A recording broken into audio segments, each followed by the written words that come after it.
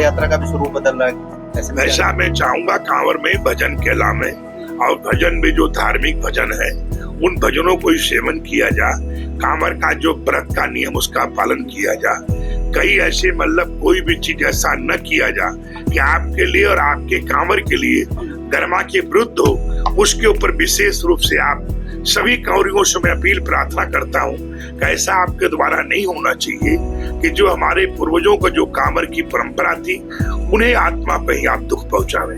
ऐसा कुछ भी कृत्य आप करते हैं तो उसको कष्ट पहुंचा रहे हैं कि स्वयं कांवर माता पार्वती के बाद अंजनी माता स्वयं हनुमान जी के लिए प्रार्थना करने के लिए, महादेव जैसे पुत्र को महादेव से प्राप्त करने के लिए कांवर की ऐसी पावन पवित्र भावना था कि जिसके द्वारा आरंभ किया गया है। आदि देवताओं ने और तमाम कांवर के बारे में अनेक प्रकार की कथा मिलती है। इसलिए आपसे विशेष आग्रह है उसका व्रत का पालन करें, नियम का पालन।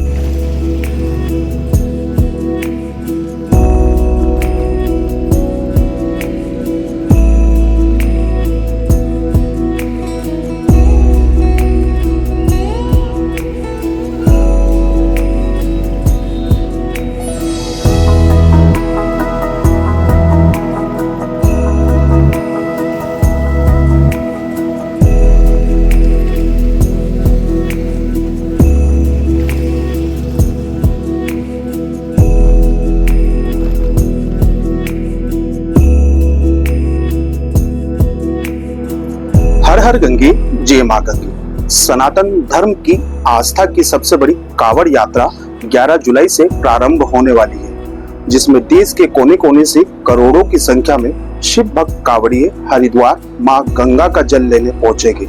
हमारे साथ मौजूद है अखिल भारतीय अखाड़ा परिषद के अध्यक्ष श्री महंत रविंद्रपुरी जी महाराज। स्वागत है गुरुजी आपका तिलक पत्रिका पे। कांवड़ यात्रा शुरू होने वाली है, करोड़ों की संख्या में शिव भक्त कांवड़िए हरिद्वार आएंगे। संतों के द्वारा कांवड़ियों से क्या अपील की जा रही है? तिलक पत्रिका को बहुत बहुत आशीर्वाद, साधुवाद। आपने देखा होगा गुरु पूनम के बाद हमारी हरिद्वार में कांवड़ियों की यात्रा शुरू हो जाती है, परंतु इस बार मैं समझता हूँ 15-20 दिन से कांवड़िए लगातार हरिद्वार में आ रहे हैं। सबसे बड़ी बात है इस समय हमारा जो सनातन धर्म है फल रहा है, फूल रहा है। ये हमारे माननीय प्रधानमंत्री जी की देन है, हमारे यूपी के मुख्यमंत्री जी की देन है, और हमारे माननीय धामी जी जो हमारे उत्तराखंड के मुख्यमंत्री है उनकी देन है। मुझे याद है जब पिछली बार कांवड़ मेला था उस समय हमारे माननीय मुख्यमंत्री जी ने डामकोठी में आकर के कांवड़ियों का स्वागत किया था, उन पे फूल बरसाए थे, उनके पांव धोए थे, उनको टीका लगाया था और उनको दक्षिणा भेंट पूजा दी थी। क्योंकि माननीय मुख्यमंत्री जी का विजन है अतिथि देवो भव। जितने भी कांवड़ी आते हैं उत्तराखंड के अतिथि है, और बहुत अच्छी बात है। उत्तराखंड में इस समय जो है मैं समझता हूँ 5-6 करोड़ श्रद्धालु आने वाले हैं, और हमें भी सतर्क होना है। जो भी हमसे हो सके हमें भी प्रयास करना है कि हम भी कुछ सेवा में अपना हाथ बटाएं, कुछ सेवा कर पाए। बाकी मैं ये कहना चाहूंगा हमें कांवड़ मेले में नशा नहीं करना चाहिए। हमने देखा कई लोग ऐसे भी होते हैं जो शराब का भी सेवन करते हैं। मैं यही कहना चाहूंगा शराब भांग आदि से हमें दूर रहना है, और हमें इस समय भगवान शंकर को रिझाना है, शंकर को अपना बनाना है। जो हमारी मन्नत है, जो हमने मन में सोचा है, जिसके लिए हम आ रहे हैं वो हमारा सफल हो जाए, वो हमारी मन्नत पूरी हो जाए, ऐसा भाव लेके हमें आना है। और अपना जो जल हरिद्वार से लेके जो शिवाला है भगवान शंकर को हमें चढ़ाना है, और पूरा प्रयास किया जाए भगवान हम पे जो उनका आशीर्वाद है वो हमको मिले। वो तभी मिलेगा जब हमारी भावना सही हो, वो तभी मिलेगा जब हम व्रत रखेंगे, वो तभी मिलेगा जब हम कोई नशा ना करें। मैं यही कहना चाहूंगा, आओ हरिद्वार में कांवड़ मेला करे, यहाँ से गंगा जल लेकर के जो आपके इष्ट देव है, जहाँ जहाँ आपके शिवाला वहां जाकर के भगवान को चढ़ाएं, और वहां भगवती मनसा देवी का आशीर्वाद आप सब पे बना रहे, गंगा मैया का आशीर्वाद आप सब पे बना रहे हैं, और जो आपने मन्नत की है, जो आप चाहते हैं वो आपको फलीभूत हो जाए, वो कामना आपकी पूर्ण हो जाए।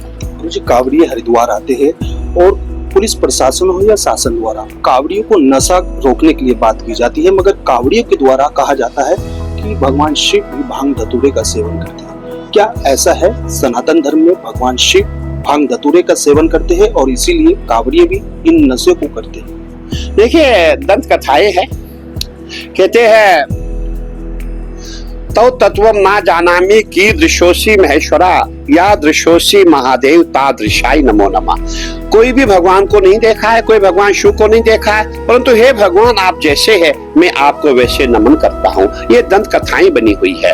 और आपने देखा होगा कि आजकल जितने भी हमारे साधु संत भी है, सभी लोग हैं जिनको भांग पीनी होती है भगवान शंकर का नाम लेते हैं। मैं चाहूंगा ये उचित नहीं है। देखिए, भांग पीना अच्छा नहीं है, आप नशा करें अच्छी बात नहीं है, आप शराब पी रहे अच्छी बात नहीं है, हमें इससे दूर होना चाहिए। सावन का महीना है, सावन में हम व्रत रखते हैं, भगवान शंकर को मनाने का प्रयास करते हैं, वो तभी हमारी मनोकामना पूर्ण होगी जब हम भगवान को मनाएंगे। वो कैसे मनता है उसके लिए विधि विधान है। उसके लिए आप यहाँ हरिद्वार में आ रहे हैं, आप यहाँ से इतना पैदल आ रहे हैं, आपके पाँव में छाले पड़ जाते हैं। हम जानते हैं कि जब आप घर वापस जाते हैं कहीं दिन तक आप सो नहीं पाते हैं। आपके पाँव में हमने सूजन देखी हुई है, आपके पाँव में कितने छाले पड़ते हैं वो हम लोग जानते हैं। तो क्यों न एक और कार्य किया जाए, हम नशा मुक्त यात्रा बनाएं, हम प्रयास करें कि जो हमारी कांवड़ यात्रा हो नशा मुक्त हो।